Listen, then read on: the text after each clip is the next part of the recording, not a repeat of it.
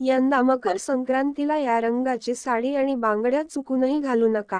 संपूर्ण माहिती पाहण्यासाठी चॅनेलला सबस्क्राईब करून बेल आयकॉन प्रेस करा.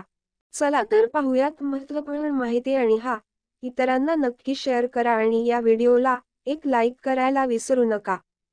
मकर संक्रांतीचा सण देशभरात मोठ्या उत्साहात साजरा करण्यात येतो.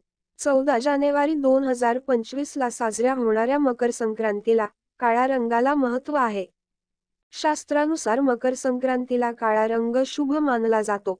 पण दरवर्षी मकर संक्रांतीला एक कुठला तरी रंगाची साडी किंवा ड्रेस घातला जात नाही. शास्त्रानुसार मकर संक्रांतीला देवी ज्या रंगाच्या साडीमध्ये विराजमान होते, त्या रंगाची साडी संक्रांतीमध्ये नेसायची नसते.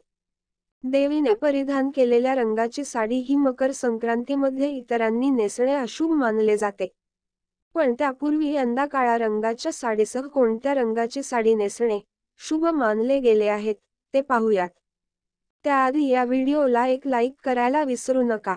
महिलांनी यंदा मकर संक्रांतीला काळ्या रंगाच्या साडीशिवाय हिरवी, लाल, गुलाबी, केशरी रंगांची साडी नेसू शकतात.